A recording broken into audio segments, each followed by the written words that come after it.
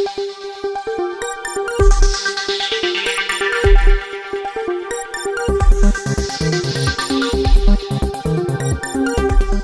राम। भारत विरोधी एजेंडा लेकर अब कहीं आप बच नहीं पाएंगे। भारत से लेकर अमेरिका तक दुनिया के किसी भी कोने में, किसी भी हिस्से में अगर आप भारत विरोधी विचार रखते हैं तो आपके लिए संकट है। और अब आप ये कह सकते हैं, राहुल जी कह रहे हैं मित्र काल का बजट है, लेकिन भारत के मित्र बहुत हो गए हैं, तो दुनिया में भारत का मित्र काल चल रहा है। अब देखिए कैसा कैसा खेल हो जाता है कि पलट के बेंजामिन नेतन्याहू इजराइल में आ जाते हैं। अब ये खेल ही तो है ना। हालांकि जो बीच में आए वो भी भारत विरोधी नहीं थे, भारत के साथ ही थे, लेकिन फिर भी एक जो सेंटिमेंट था, मालदीव में पलटी हो गई, श्रीलंका पटरी पे आ गया, हालांकि तबाही के बाद आया, बांग्लादेश पूरी तरह से है, पाकिस्तान आपसे में लड़ मर रहा है, नेपाल में देखिए स्थितियां बदल गई। इसका मतलब क्या है? वक्त भारत के साथ है। नियति कह रही है कि भारत के खिलाफ बोलकर कोई भी दुनिया में सरवाइव नहीं कर सकता। अब इसमें जो एजेंडाधारी जीव हैं, वो चाहे बड़े बड़े सांसद हों, अब जैसे कई सांसद हैं, कुछ पाकिस्तानी मुल्क ब्रिटेन में हैं, कुछ अमेरिका में हैं, कुछ दूसरे हैं, कुछ वो इस्लामिक कट्टरता वाले हैं, तो वो क्या है, वो गाहे बगाहे भारत के खिलाफ कुछ ना कुछ बोलते रहते हैं। अब ऐसे लोगों के खिलाफ कार्रवाई तो होती रहती है, कई बार बच जाते हैं। अभी एक पाकिस्तानी मूल वाले जो मुस्लिम सांसद है, उसका आपने देखा ही कैसे ऋषि सुनक ने उसको जवाब दिया। अब एक बड़ी बढ़िया खबर अमेरिका से आ रही है। क्या खबर है? वो एक मोहतरमा है इल्हान ओमर, और ये इल्हान ओमर जो है ये यूनाइटेड स्टेट्स की रिप्रेजेंटेटिव है, यानी सांसद समझ लीजिए यहां की भाषा में। अब ये जो सांसद महोदया है ना, इनको US Congress women Ilhan Omar ousted from foreign affairs panel over Israel remarks.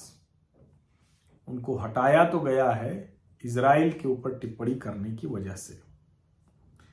ये former Somali refugee Ilhan Omar, the third Democrat to be stripped off committee assignment by Republican this year, has made several comments critical of Israel since 2012 that were condemned on all sides.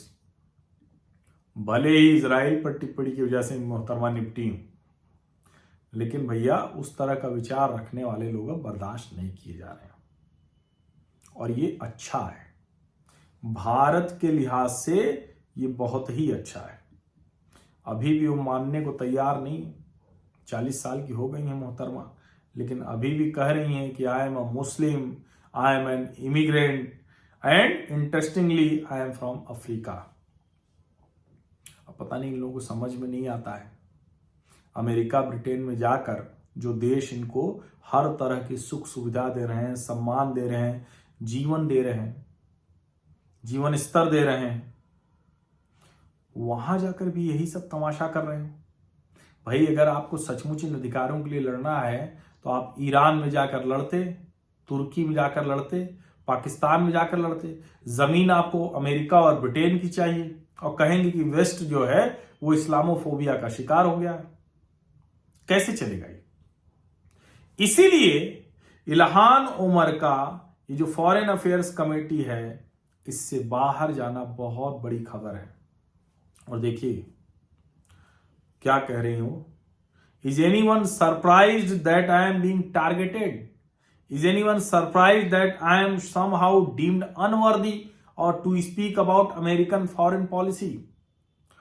हां मोहतरमा, यही आपको एहसास होना जरूरी है। और मैं तो बार बार कहता हूं ना कि अमेरिका का जितना नुकसान लिबरल्स ने किया उतना किसी ने नहीं किया। ये जो सो कॉल्ड लिबरल हैं, ये दरअसल हर देश में जहां भी हैं ये उस देश के खिलाफ हैं। अब मैं नहीं समझ पाता कि जहां कम्युनिस्ट हो पाते हैं वहां लिबरलों का क्या हाल है, जहां इस्लामिस्ट हो पाते हैं वहां लिबरलों का क्या हाल है। ये लिबरल या तो अमेरिकन मतलब वेस्ट की जो डेमोक्रेसी है वहां रह सकते हैं या भारत जैसे देश में रह सकते हैं, लेकिन तमाशा ये वही वाला करेंगे जहां जाने से इन्हें डर लगता है। तो अच्छा है कि इल्हान उमर को फॉरेन अफेयर्स कमेटी से आउट कर दिया गया है। ये बड़ा भारत विरोधी चेहरा था, इसलिए ये खबर आपको बताना जरूरी है। बहुत बहुत धन्यवाद।